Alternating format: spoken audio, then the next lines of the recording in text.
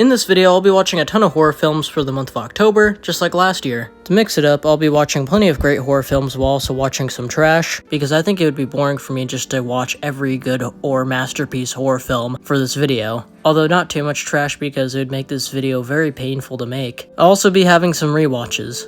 Anyways, I started October with The Sadness, and it was a fun movie. The movie is about a couple trying to get back to each other in the midst of a zombie apocalypse. I was about to turn it off though at the 20-minute mark because it just felt very cheap. The editing felt awkward. Some of the makeup didn't look good, the blood didn't look good. Too much obvious low-budget shit. But the movie picked up in terms of the brutality and kills. The makeup and effects looked a lot better, and I got what I wanted, which was a fun schlocky zombie movie. And what makes the zombies in this movie unique compared to other zombies is that they aren't completely brain dead and can actually speak. And they're also very horny, which leads to some pretty messed up scenes. The story and characters weren't anything to write home about, but that's fine. I just wanted a fun zombie movie. Then I watched The Pact, and it sucked. I honestly can't think of a plot synopsis other than that it's just a generic ghost movie. And this wasn't one of those movies I purposely put on the list for it to suck. Someone recommended it to me, so I put it on the list. And surprisingly, it's bad. Mediocre acting, bland visuals, generic and forgettable music. The jump scares sucked, and it was super predictable when one was about to happen.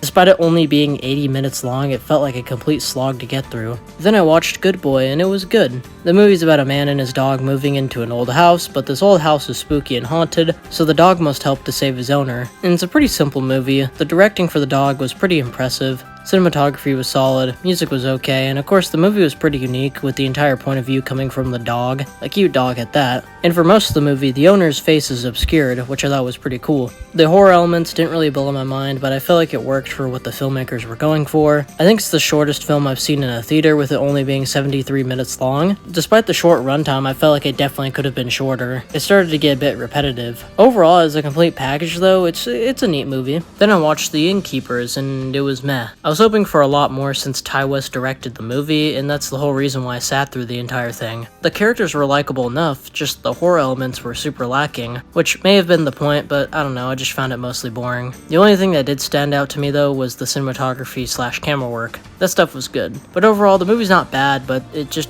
wasn't really for me.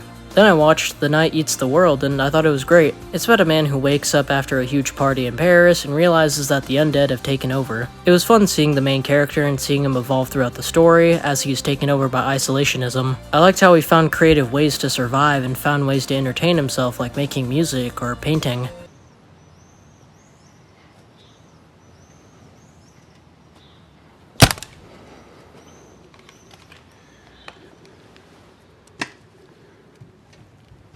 I found him to be super relatable. It shows how an everyman would handle a situation like this. There's little to no music for most of the film, which makes the suspenseful sequences of the film a lot more scary. There's no loud sounds or generic horror music to spoil what's going to happen next. The zombies were pretty scary in the film. What makes them unique is that they don't make any sounds. All you heard was the sounds of their gums or whatever is going on with them, like either their guts hanging out or whatever. All you heard was that, and it was pretty gross. The zombie makeup looked really good all around. It's a very slow movie, but I thought it worked because the movie kept coming up with creative things to show the audience. It was slow, but rewarding, and overall I thought it was pretty awesome. Then I watched The Bye Bye Man. Yes, I hate myself. This movie is just painfully generic bullshit. All the jump scares are the same shit. The movie just gets really quiet and then BAM! Something flashes on the screen with some sound cues. It's very predictable.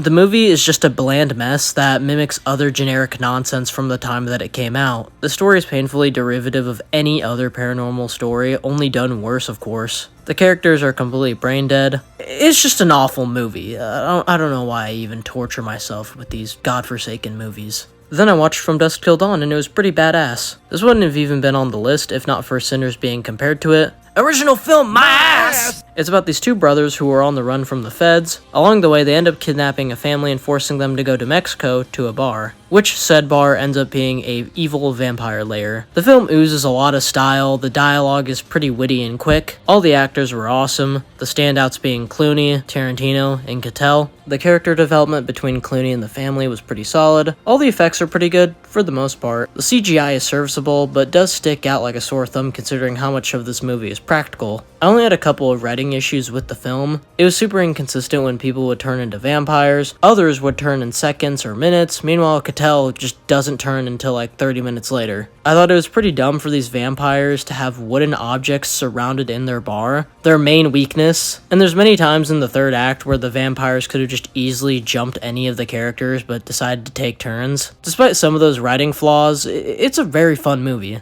Then I watched American Werewolf in London and I thought it was great. It's about a man named David who slowly starts turning into a werewolf after surviving a werewolf attack that killed his friend. I found this film to be super creative, the dream sequences were pretty cool. David seeing his dead friend and talking to the people that he killed as a werewolf was very interesting and pretty funny at times. All the makeup and effects were done very well. The werewolf transformation scenes were incredible. I thought the main characters were super likable, which just made the werewolf transformations tragic more than exciting. I really liked how they built up the kills in each scene, and when they would cut away from a kill, it wasn't just a generic cutaway.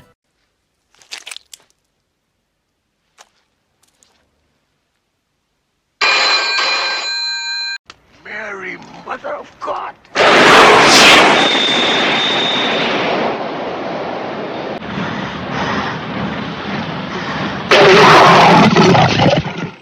The movie blended the comedy really well and it never felt jarring or out of place. It was always in line with the tone. I liked the numerous music choices. The one that sticks out to me the most is Bad Moon Rising by Creedence Clearwater Revival. Overall, I really like this movie. Then I watched High Plains Drifter, and this is a weird one, because it's not really a horror film in a traditional sense. It's very much so a western over anything else, a very bleak one at that. And the horror supernatural elements are very subtle in the film to where I had to look up and find where these elements were. The only thing in the film that I noticed was even remotely horror related is the score. It's more so eerie than it is a traditional western score. It's a good western that subverts the traditional tropes of the genre, but you're not really going to find any horror elements here, which is what I was looking for, but I clearly went in with false expectations.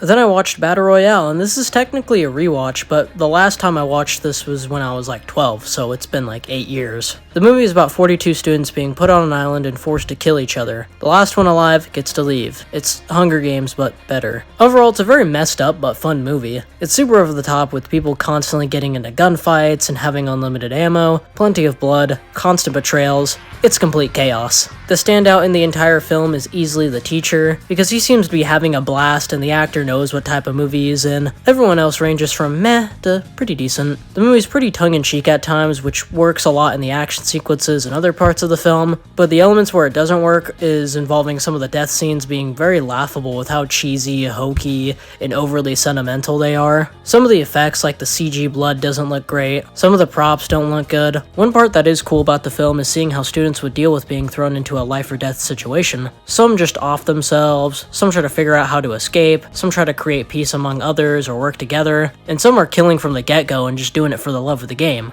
And it makes you think of how you would fare in a situation like this. The soundtrack is pretty awesome, the most notable track being Requiem Disarray. And I almost forgot that Tarantino really likes this movie. It's the Japanese film Kinji Hukasaku's Battle Royale. If there is any movie that has been made since I've been making movies that I wish I had made, it's that one. Overall, even with its flaws, I still found it to be a fun movie. Then I watched Jason Goes to Hell the Final Friday, and I didn't hate it? Don't get me wrong, it's an awful movie, terrible nonsensical plot, B-movie level acting.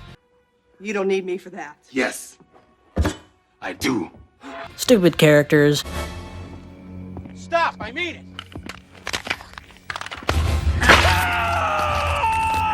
Jason is hardly in it, and when he is in it, he just grunts, which is just disgusting.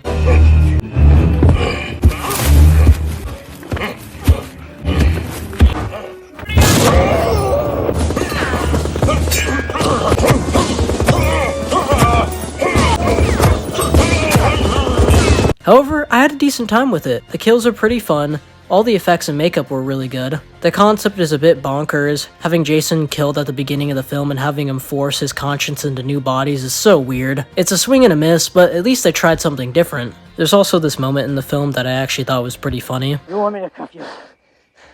What makes you think you can? I got a gun. Fuck that. I got a gun.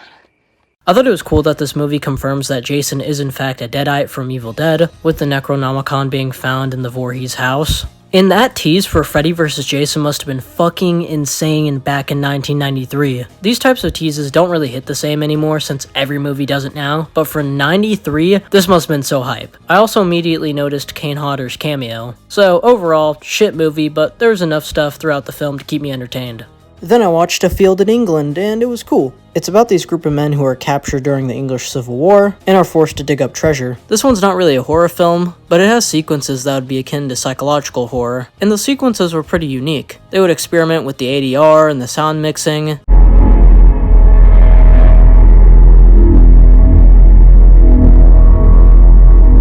Come back to rescue you, great dunderhead. No, friend. It is I who will rescue you.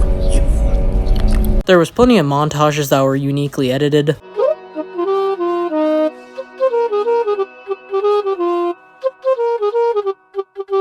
This whole movie just felt very unique. There was multiple times where the film would cut to black and the actors would be standing still in a position of what's going on in the story. It makes the movie feel like it's divided in chapters. The characters were fun and interesting, and very well acted. The costuming was pretty cool. The music was pretty neat. Again, not exactly a horror film, but I found it to be quite an interesting experience. Then I rewatched Hereditary, and it was of course great. I actually rewatched this one in theaters with someone who hadn't seen the film, so it was nice seeing his reaction. It's been a bit since I watched this, so I completely forgot how much of a slow burn this film is. It got a little boring at times, but man was it worth it for that incredible third act. I also noticed how this film is littered with foreshadowing and hints. It made it a very fun rewatch to figure out what scenes, shots, or symbols will relate to the future events that will happen in the film. With it being an Ari Aster film, everything related to the look and feel of the film is superb, with plenty of awesome shots and a balance of one takes, and overall great framing for many of the horror sequences. The soundtrack is iconic, my favorite one being the final track. The family dynamic was outstanding, all the acting is brilliant, the standout being Toni Collette in the dinner scene. Just fucking say it. Don't you swear at me, you little shit! Don't you ever raise your voice at me! I am your mother! And I remember this being one of the very few horror films that actually scared me, especially when you look in the background and see some creepy shit in some of the scenes. This is still the best Ari Aster film in my opinion. You could probably make the case that Midsommar is on par or even better. I enjoyed Beau is Afraid, but didn't connect with Eddington at all.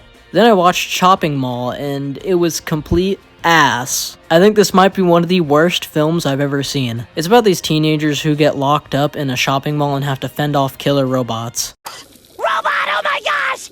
At the beginning of the film, this guy made these robots to protect shopping malls and said that they weren't lethal. Yet immediately after this, one of the robots kills someone. Why did the robot start going rogue and killing people? I don't know. Also, these robots are equipped with fucking laser beams that can atomize people, depending on the plot armor. Why the fuck are these robots equipped with this technology? They're supposed to be protecting Legos, not Fort Knox. We already got people for this kind of job. With how powerful and durable these robots proved to be in the movie, why didn't he take his ass on to the US government and get a military contract? He'd make bazooms as opposed to wasting all this potential on malls. This shit would have done numbers in the Gulf War, man! Back to the movie at hand. It has one of the worst soundtracks I've ever had the displeasure of hearing.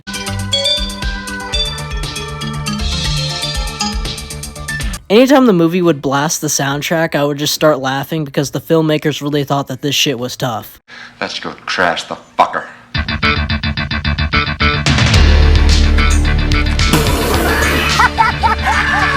The music just reeks of 80s slop. Hell, the whole movie just feels that way. The acting was pretty awful, but like, there's nothing good for them to work with. All the dialogue was predictable, corny, cliche, and cringe-inducing. Okay, what about that? The air duct. Wait, we take it down to the parking levels, we're out of here! Let's go for it! I gotta get out of here! Come on, Zeus. Hang in there. It's in! Yeah, and it won't be long before it comes our way. It tries so hard to have these cool, cheesy, witty one-liners, but it comes off as them trying way too hard. Let's go send those fuckers a Rambogram. Let's go crash the fucker.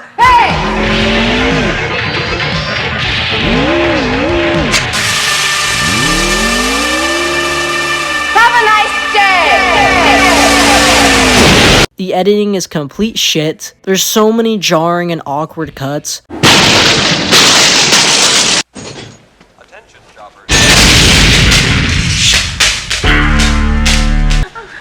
I gotta find Greg. There's so many times where you can faintly hear the audio echoing in the background of scenes. Why? I'll tell you why. Because the fucker's out there waiting for us. Characters constantly act like complete dipshits and get themselves killed in the funniest of ways possible. Come on, guys, the coast is clear!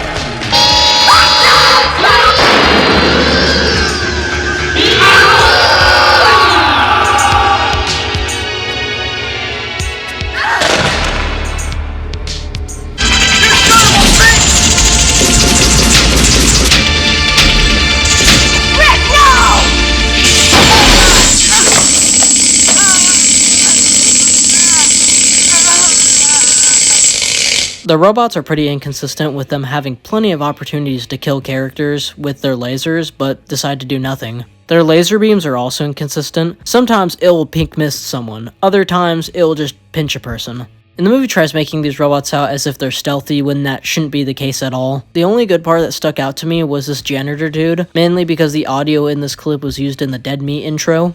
Go ahead and laugh, you guys. But if I ever find a little bastards that did this, they're dead meat. Go ahead and laugh, you guys. But if I ever find a little bastards that did this, they're dead meat. Overall, I am absolutely baffled at how awful this movie truly was. I'm glad that it was only 76 minutes long and it was super funny. Then I watched The Black Phone 2, and I enjoyed it. The film, of course, takes place after the first movie, so here's a spoiler warning. 3, 2, 1. So the grabber was killed at the end of the first movie, but found a way to live on through the dream world. The plot is essentially a ripoff of A Nightmare on Elm Street, which I was totally fine with, because I've been clamoring for anything related to Nightmare on Elm Street for like 15 years. With how much the horror genre has evolved, I think a reimagining of A Nightmare on Elm Street would be pretty neat if put in the right hands. Back to the movie at hand, I thought it was super well shot. The dream sequences were filmed on older, lower quality cameras to give the sequences a unique atmosphere, and I thought it was pretty cool. It reminded me a lot of the director's previous work, mainly the snuff films in the movie Sinister. All the dream stuff was just pretty cool. Most of the acting was pretty good. I say most because the sister in the movie was given some one-liners and insults that just came off as cringeworthy and trying way too hard to sound tough. And I just found it laughable at times. Ethan Hawke was, of course, great in the movie.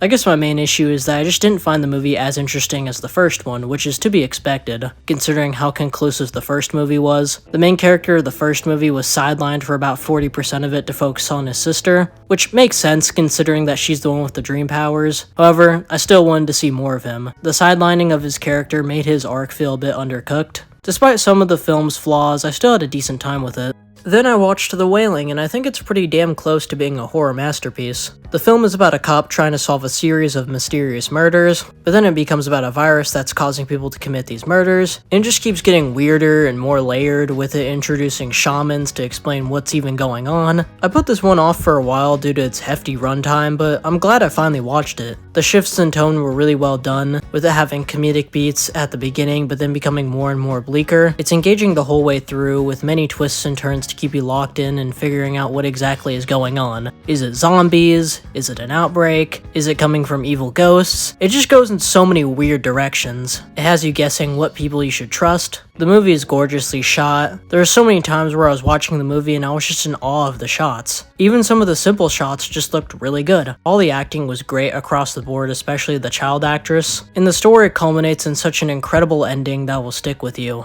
The only issue I had with the movie is that it could have been cut down just a little bit. Some of the scenes felt a little repetitive, but that's not enough to deter me from really liking it. Then I watched The Triangle, and it was interesting. The movie is about these people whose boat gets flipped over by a mysterious storm, and they have to get onto another boat just for things to get way worse, and I'm just gonna leave it there. It gets incredibly weird and straight mindfuckery. The plot is super interesting for the most part, because there's some parts of the plot that definitely feel contrived, but despite some of those flaws, I was still very interested in it, and admired its ambition. I wanted to see what was going to happen in the end, which I know might sound superficial. That's what movies are supposed to do. But trust me, me, you'll understand when you watch it. Some other flaws that I had is that some of the CGI and green screen didn't look that good. At best, it's serviceable. There's also some fights in the movie that have like 200 cuts per second, like I'm watching a Taken movie, which I can kind of forgive because it's not really trying to be an action flick, but it definitely is a bit hard on the eyes. Despite some of the elements of the plot being shoddy at times and some of the visual stuff not looking great, I still liked it. Then I watched The Fanatic, and it was atrocious. It's about this mentally challenged man named Moose, who's a huge fan of an actor. However, Moose's fanaticism takes a dark turn. And this was just pure torture, mainly due to Travolta's performance. But not like that Todd guy. He's not a god, he's full of doo-doo. He doesn't respect Hollywood. I respect Hollywood. This movie took a lot of inspiration from Taxi Driver when making the character of Moose. However, it just completely falls flat from an acting and writing standpoint. Travis Bickle had depth and subtlety. We understood his motivations and how he thinks. And the film's portrayal of mental illness is done tastefully. The Fanatic has none of these, mainly due to Travolta. Of course, he has nothing good to work with, but still. His performance is so over-the-top, cringeworthy, and lacks any subtlety, with the film just using tired and offensive stereotypes instead of putting in the work to actually create an authentic portrayal of autism. Enough, let's go, come on. No, don't let him do this to me, Amanda. I'm a fan. I'm a #1 fan. Stop it. Stop it. Stop it! There were times where I found Travolta's performance to be so bad that it was funny, but for the most part, I was just cringing. The actor that Moose is a fan of just acts like a complete dick for no reason. So there's a scene in this movie where Moose is bothering the actor, and the actor somehow doesn't notice that this guy, Moose, is clearly not well, or at least mentally challenged, and doesn't at all try to treat him as such. He just acts like a cartoonish dickhead. Future Spectre here. I was a little wrong about this, because at first or whatever, when Moose first approaches him, he's like, hey, take it easy, man, chill out. Mr. Dunbar, I was an ex-fan in line. I think you forgot. Hey, just take it easy, buddy. Take it easy. So I guess he kind of does treat him like normally or whatever, but then he just does this shit. This is Space Vampires. How would I sign your face with my fucking fist? That's a collector's item you're not gonna want to take home. Trust me. Like, how was that threat warranted, dude? It reminded me of how Joker, which is damn near a ripoff of Taxi Driver, had these people who were acting a little bit cartoonish and campy for the film that they were in. But for the most part, it made sense why they were being a dick to Arthur. In The Fanatic, most of the people who are being antagonistic towards Moose are just dicks for no reason and are just over the top and campy. Of course, when Moose starts going full-on fucking psychotic, then yeah, it makes sense as to why those people are, like, trying to like, attack him or get him the fuck away from them. But I'm talking about before that, like, when he's just a normal guy. Would you like to do these honors? I think you want to do these honors.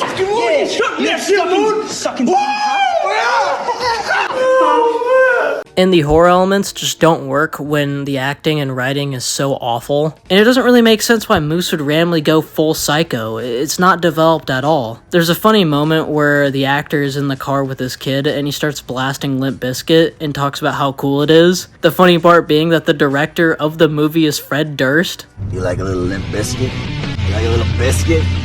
Yeah? I used to listen to this back in the day. This is hot. I don't really have anything much more to say, and I don't really want to. It's just a garbage movie. Then I watched Bubba Hotep, and I had a fun time with it. It's about an aged Elvis Presley, played by Bruce Campbell, who lives in a nursing home. However, he notices that other members of the nursing home start dying off, mysteriously. He befriends a black senior who claims to be JFK and figure out that an Egyptian mummy is behind the deaths. Despite this movie not being made by Sam Raimi, it felt very much like a Sam Raimi film in its tone. It's a very silly and goofy movie, and the film is very aware of that. Two fragile old men trying to fight a mummy is just as ridiculous as it sounds. And even with the campy and goofy tone, you actually start to care for the main characters. Bruce Campbell gives an awesome performance as always, Ozzie Davis was great as JFK, and they just had an excellent and funny dynamic on screen that made you really care for these characters, and you get decent exploration into their characters. With Bruce Campbell's character going back and remembering the good old days and when he used to be a pop star and stuff like that, and seeing how his life is now. There's also some solid themes about getting older and existentialism. It's not Shakespeare, but it's good nonetheless. The movie also uses some pretty funny sound effects. It's fleeting, you know what I mean? One minute you're here and the next minute you're gone. Overall, this movie is just a fun time. Then I watched Frailty and I thought it was very solid. It's about these two brothers and a father who seem to be normal at first. However, the father comes into their room in the middle of the night, stating that an angel came down from heaven and told him that demons are among humans and that they must kill them. One brother completely believes his father, while the other brother believes that his father has lost his mind. I thought the story was super intriguing the entire time because they're trying to figure out whether the dad has gone insane or is actually a servant of God. And the film gives you plenty of hints and clues that makes this film very interesting when looking over it in hindsight. There's evidence to suggest one or the other, and that's what makes this film great. I thought it was a very interesting, creative choice to cut away from the murders. It's more about the dramatic point of the scene than the gore. Although it would have been cool to see some gore, I appreciate the restraint. All the acting was really good, especially from the child actors. Bill Paxton was great as the father who, despite killing who we believe to be humans or demons, is still very much at his core like a father. He's very aloof. He's got this sense of dad humor. He's very human, and that's what makes it really hard to discern whether he's actually gone insane or if he's actually doing this for God. The only thing I would say that I wasn't a fan of was the style of the movie. It's just kind of meh the entire time. Soundtrack didn't really stand out to me, but it doesn't really bother me because overall the plot was very solid. Then I watched Evil Dead Rise, and I had a good time with it. It's about this family who accidentally bring upon the wrath of the Deadites using the Necronomicon. Not exactly a groundbreaking script or amazing characters, most of them I found to be pretty flat, but it's whatever in my opinion. There was plenty of fun blood and gore and tons of creativity in the visuals. Lots of painful shit is in this movie, and a lot of blood. Although I still really miss Ash Williams, but I understand why Bruce Campbell has retired the character. I'm still sad though that Ash vs. Evil Dead got cancelled. Then I watched Shelby Oaks, and it was meh. It's about a woman who is obsessed with finding her sister, who disappeared 12 years prior to investigating a mysterious town. Unfortunately, I wasn't really a fan of this movie. I think it's really cool that Chris Stuckman has finally put out a feature film after making plenty of short films as a kid and even now. Chris Stuckman was the guy that got me into movies. Even though I have a lot of respect for the guy, I just didn't think his movie was good. The most of the movie was just a rehash of better horror flicks. It felt painfully redundant, and it wasn't really written that well with some of the plot not making sense. The directing was fine, I guess. I found the first 30 minutes of the film to be pretty good, with it having this documentary style that also blends the style of YouTube videos, but as a whole I found it to be mediocre, but hey, there's plenty of room for Chris to improve. Hopefully he takes the feedback and criticism from this film and irons a lot of those out for his next project. I know I've been bashing films that I felt are mediocre or bad in this video, but this is a unique case. I hope for his next project he really brings something that will pack a lot more of a punch. Then I watched Cure and I thought it was good. It's about a detective investigating a series of bizarre murders where the victims are found with a bloody X carved into their necks, and the perpetrators confess but have no memory of the crime. The best way I can describe this film is that it is very cold, distant, and de facto. A lot of the movie consists of the camera being far from the characters and has these long takes that aren't flashy but evoke this feeling of distance. The lack of color and music really helped to create this distinct atmosphere. The movie never felt sensational and instead presented everything as matter of fact. And when you, the audience, finally catch on to what exactly is happening, the movie takes its time and creates plenty of tension, just waiting for the bomb to go off. The movie felt very grounded and real. There's no overarching character arcs. Just pure atmosphere that leaves you feeling empty and sad. Then I watched The Fly and I thought it was excellent.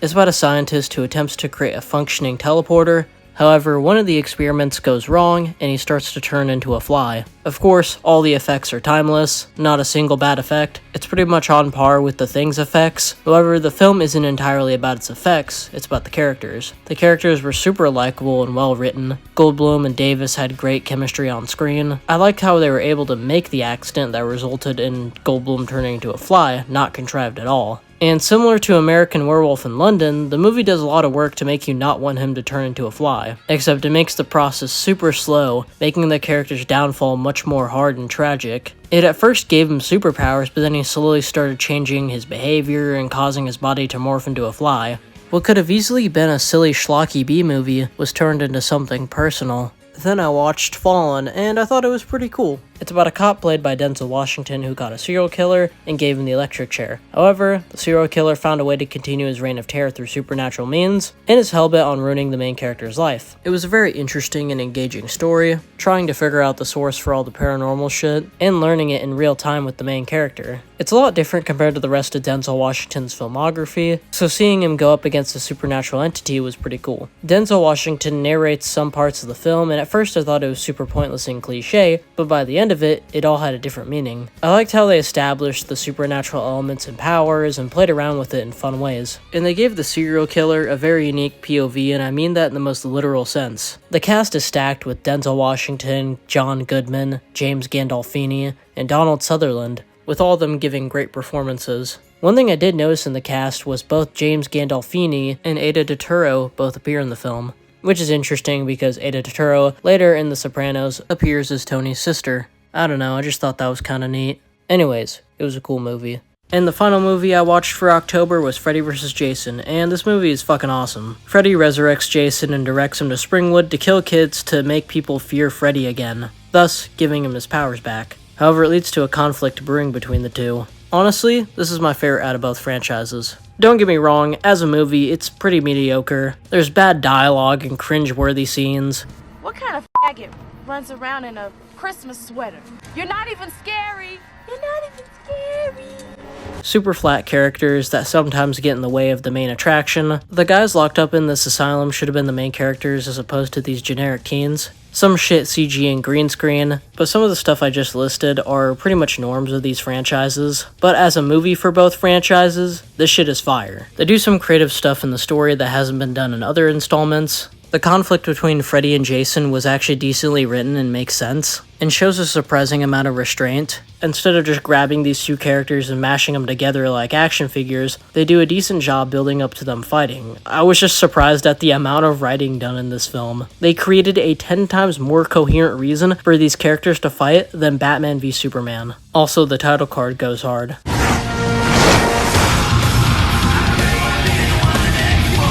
And even though they don't fight for a while, it's not like shit isn't going down. There's plenty of fun kills throughout the runtime. Despite the main characters being very one-dimensional, they do well as a vehicle for the plot to go into fun directions. And the film completely lives up to the title. Once they start fighting, it's super over the top and gory. And honestly, I'm sad that we never got a sequel to this film, because Ash Williams was originally going to be in the sequel, but then it got cancelled because Bruce Campbell wanted to kill both of them. But the studio wouldn't let him do it because it would have affected the potential sequels. Which is ironic because this film ended up being the last appearances of these specific versions of these characters. So in hindsight, it wouldn't have been a bad deal for the studio. I know they ended up adapting this idea into a comic, but I've heard very mixed things about it. Maybe I might check it out someday. I guess some complaints that I have with the film is that, for one, they made Jason afraid of water, which is just really stupid. And two, Kane Hodder not appearing as Jason Voorhees. I do like the Jason that we have in this movie, but I think it would have been 10 times better to get Kane Hodder back, considering he's played the character the most. And that's the end of the video. I'm sorry that I'm uploading a horror/Halloween video in the middle of November, but life happens and you can't always have the best upload schedule. But whatever, it's finally out for your entertainment. Anyways, thanks for watching. Like, comment, subscribe, and I'll see you in the next one. Photo, I know she's young, but it's cold. I know I'm right around.